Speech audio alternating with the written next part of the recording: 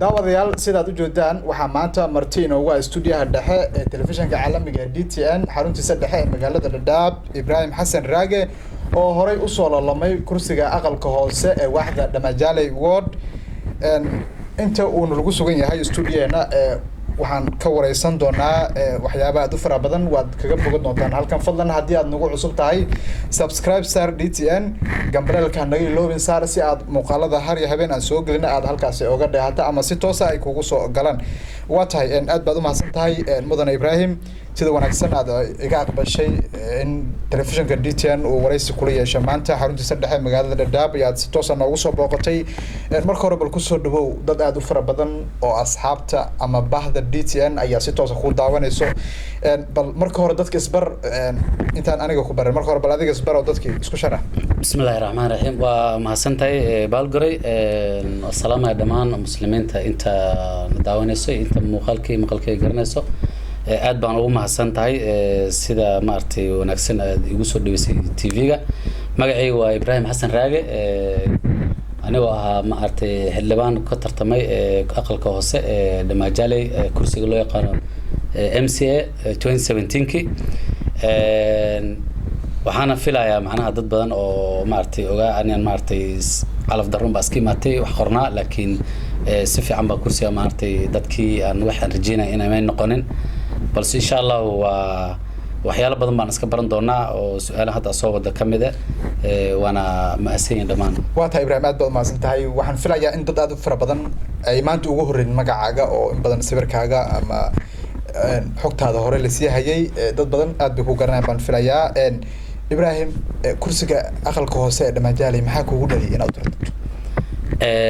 horta markii la imaatay devolution markuu imaaday 2013 waxaa la sameeyay Kenya waxaa jira wax la dhaho counties ay imaatay maadaama ahaan nin dhalinyaro oo deegaankana degan wax qabadkii iyo bulshada waxay maartay ku dhaqantana la socdo har habeen waxaan jeclaystay inaan maartay dadkii aan maartay aan u qaadimi karo oo inaan qofka saxda marka ay sida iska dhaadhicay oo dibkooda iyo dheeftooda og marka inaan waxyaalo badan xagga haato oo ka gudsin sida waxbarashada caafimaadka maadaama aan dadka xog ogaal u ah inaan wax aan qaban karo ayaa u dhalatay inaan kursigan aan soo haweysto 2017 waa tahay kursigii kuma aad guuleysanin oo afka ciidda lagu daray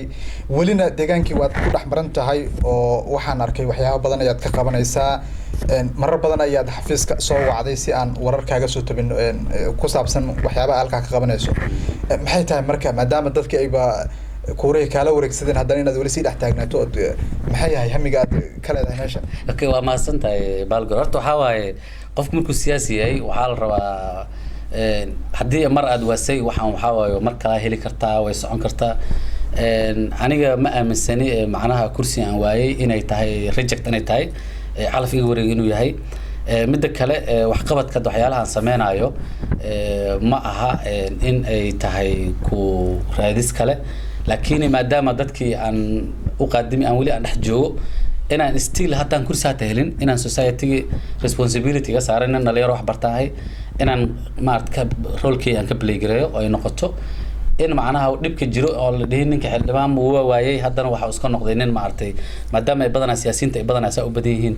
inaan society aan still aan wax ka qabto laakiin kuma xirno kursi inaan helo iyo inaan helin waa tahay bal inooga waran marka deegaankii waad ku dhex jirtaa baahiyaha aad ka dareentay ilaa hadda aad leedahay waxba lagama qaban wali maxay yihiin horta county hadda aan joogno saacadan hadda aan joogno deegaamaha badanaa dhibaatooyin badan waa iska jirtaa dadka awaaraha ku soo wajahay waxyaalo badan baa iska jira laakiin marka fiiriso baahiyaha hadda sida la socota weegan waxaan sameeyay wax la dhaho youth interaction integration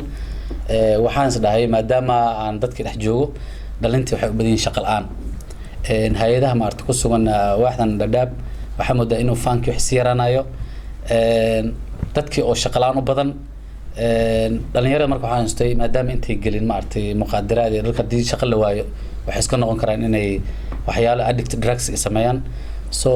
that initiative aan qaaday in macnaha dhalinyaradii aan sameeyo integration sports u qabto si macnaha u sameynaa inaan uga wareejiyo waxyaalahan kale ay ku maartay ay ku aadi lahayn sida maaran doodiyaasha ama waxyaalo kale ay ku dhaqaaq lahayn واتهاي وحاتهاي نندن جرا حدنا كسو شقيي هيدها سمفلك هالكن كهول قال جارهان هيدا MSF دكتورة عن حدود اللي هنا يلا شقيسي نن وحد تهاي حاجات تخصص أولها عافيمات كده كيسة كورها مركز ديجان كي حرمها عافيمات كأيو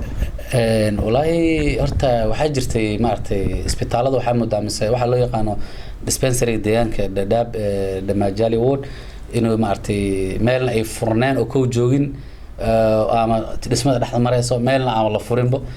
tusaale markay dhacday maan hore oo ka dhacay maarta daacun meeshan la dhaho hamay dadkii waxa la isticmaalayay maarta baabuuraha hay'adda la dhaho IRC inay dadka u kireyso oo dadka keeno marka taa ayada waxa keenaysa maartay xagga dawladda county hadii la hayo enough facilities iyo maartay personal hadii la hayo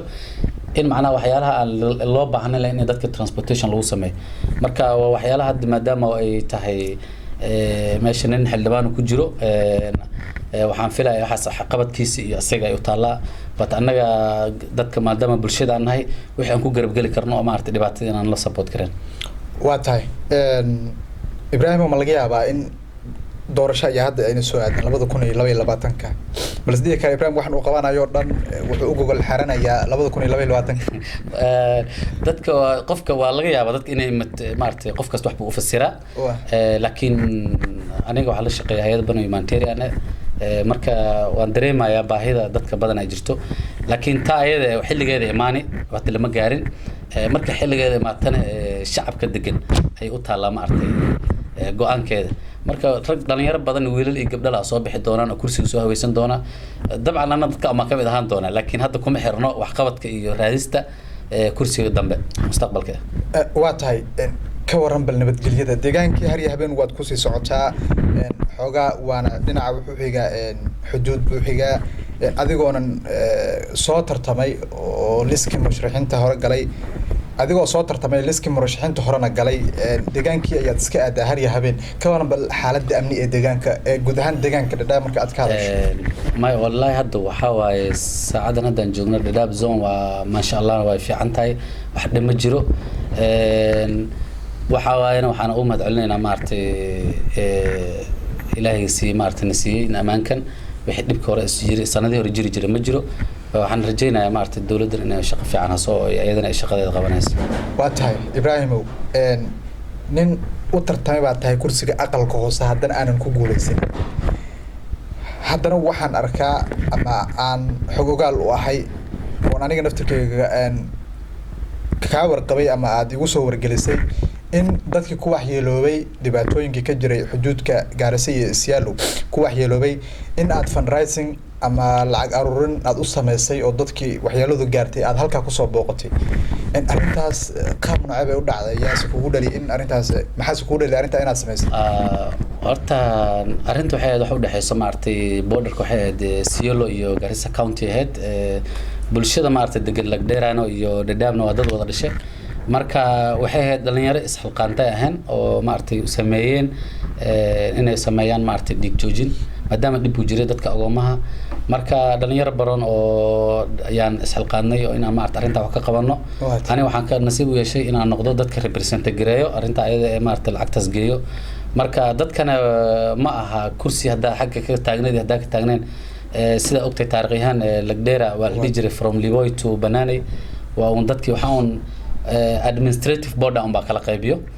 laakiin dadkii waa dadkii isla wada dhashay marka qofka hadii uu islaam yahay waxa waay meel kasto dib ku jirto inaa u gargaarto ayaa ku jirta danta waa tahay ugu dambeyn maxaad ugu baaqaysaa dadka deegaankii Damajaale ward shanta hore kuma dooran shanta dambe ma ku jirtaa niyadaada inaad ka soo istaagto mise dadkii baaq u codsan lahayd inay dib ugu soo celiyaan waa su'aal wanaagsan waxaan leeyahay dadka horta go'aanka ayaga iskale laakiin ana waxaan dhihi lahaa ra'yahan waxa waaye waxa arki doontiin dhalinyaro badan oo markay kuuraha xilligiis limaado socdo marka waxa waaye wixii in miisaan la saaro dadka la miisaamo ayuu fiirinayo waxa casharada laga bartay 10 sano u dambeeyay wixii la soo marnay wax qabadka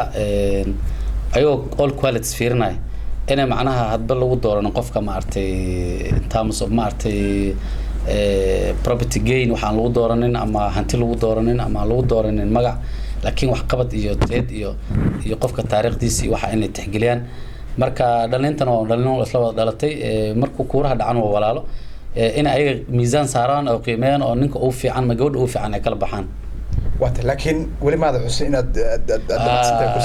kursigaas insha Allah amra duus ilaahay siiyo waxa aaminsanahay inaan still aan hami ka qabo oo aan soo istaagi doono insha Allah waata aad badan mahadsan jazakallah thank you very much